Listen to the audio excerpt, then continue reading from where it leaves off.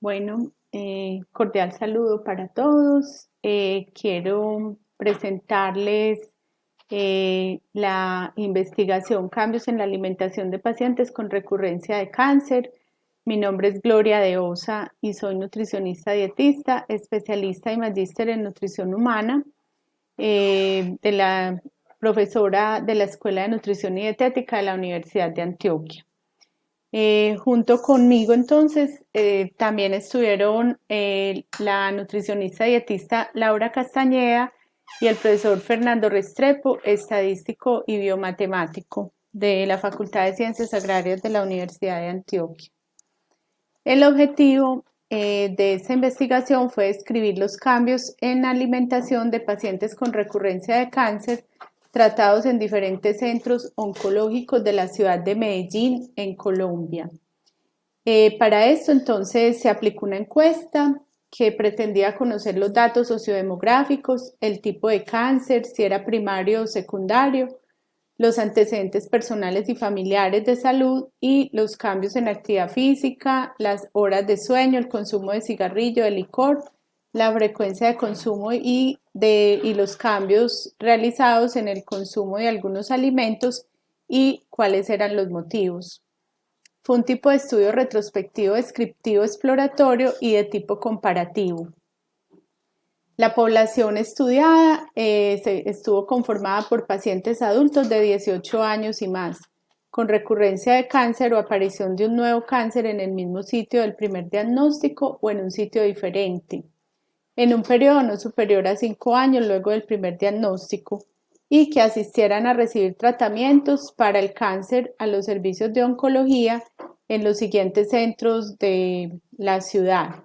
Entonces, en el Instituto de Cancerología de la Clínica Las Américas, en la Clínica Vida, en el Hospital Pablo Tobón Uribe y en el Hospital San Vicente Fundación de la ciudad de Medellín. Para definir el tamaño de la muestra se trabajó con un nivel de confiabilidad del 95% y un error máximo permitido del 8%. Para esto entonces se logró una muestra conveniencia de 195 pacientes. En cuanto a los aspectos éticos, la investigación se consideró de riesgos mínimos y contó con una aprobación del Comité de Bioética de la sede de investigación de la universidad, y en cada institución también contó con el respectivo aval de comité de ética. Para gestionar entonces el dato, una vez que se contó con los avales y luego de verificar el cumplimiento de los criterios de inclusión y que quienes consideraran participar firmaran su consentimiento informado, entonces a través de una encuesta con la participación de estudiantes de pregrado de la Universidad de Antioquia, de la Escuela de Nutrición y Dietética, quienes fueron entrenados previamente y estandarizados para la toma de los datos, entonces se procedió pues como a la indagatoria de los pacientes en los sitios de reclusión de los mismos. Y el estudio se llevó a cabo entre los años 2017 y 2018.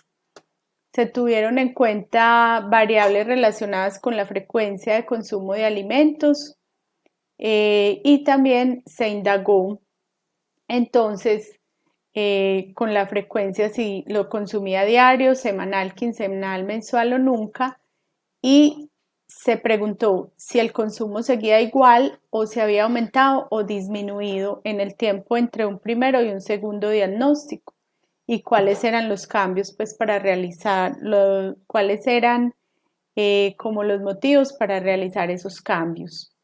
La metodología estadística, entonces se emplearon las técnicas factorial de correspondencia múltiple con variable suplementaria, análisis de clúster, distribución de frecuencias con el objetivo de establecer porcentaje asociado en cada modalidad, utilizando los paquetes estadísticos SAS University y R Studio versión 3.4.3. Para el procesamiento de la información, entonces, ya una vez que se tuvo la toma de los datos, entonces se pasó a hacer el análisis estadístico del encontrando lo siguiente: de los 195 participantes, el 67% eran del sexo femenino. Los hombres fueron un poco más jóvenes que las mujeres, con una edad promedio de 56.4, más o menos 12,7 años, y las mujeres con 58.6, más o menos 17 años. La mayoría pertenecía al régimen contributivo de afiliación en salud, y cerca de la mitad de los encuestados eran de estrato medio.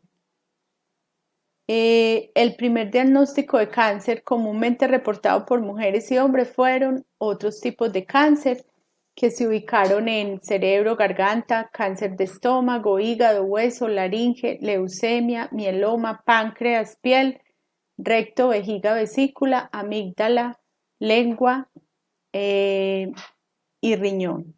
Y en las mujeres, los de mama y colon fueron los que siguieron en su orden, y en los hombres los de colon y próstata. Con respecto al tipo de cáncer que se reportó como segundo diagnóstico, fue el de pulmón, significativamente mayor en hombres.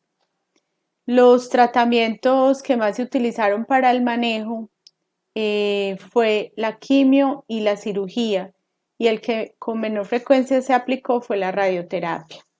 El principal motivo que condujo a los cambios en el consumo de alimentos fue motivos de salud, seguido de factores asociados con el tratamiento del cáncer, y el factor menos incidente para los cambios fue el factor económico.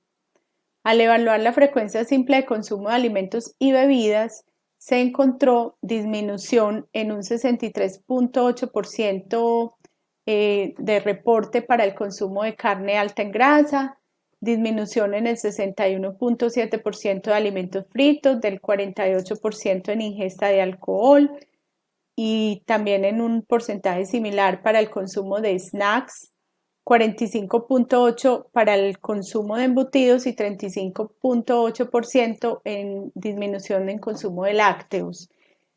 Es de resaltar que el 40% incrementó el consumo de frutas sin cáscara, un 24% el consumo de frutas con cáscara, el 31.7% con verduras cocidas, el 27.5% verduras crudas y el 26.5% ambos tipos de verduras. En cuanto a la frecuencia del consumo de alimentos, se destacan a los lácteos como el producto que más se consume de manera diaria, seguido de las frutas sin cáscara, de los productos de panadería, las verduras y los caldos. Y con respecto al reporte de consumo de nunca, se encontró que 61% de los encuestados lo reportó para las palomitas de maíz, 49% para alimentos precocidos y 45.8% para bebidas gasificadas, un porcentaje similar para las bebidas procesadas. Y llama la atención que el 70% lo mencionaron para no consumir alcohol.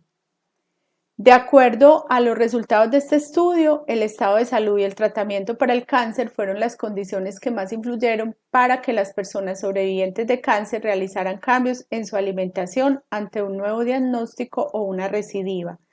Los cambios encontrados son favorables para la salud y están acordes con las recomendaciones emitidas por entes de salud para la prevención de esta enfermedad. Si bien el periodo de exposición a factores desencadenantes de cáncer antes de un primer diagnóstico se ha estudiado mucho más que el impacto ocasionado por los cambios en los sobrevivientes, se sugiere continuar en esta línea de investigación. Y se sugiere seguir fomentando una alimentación saludable tanto para la promoción de la salud como para la prevención primaria y secundaria de la enfermedad y sus complicaciones. Es de suma importancia fomentar cambios hacia patrones de alimentación y estilos de vida saludables que permanezcan en el tiempo y redunden en la prevención de reincidencia de la enfermedad. Dichos cambios deben ser basados en evidencia científica. Bueno, muchas gracias.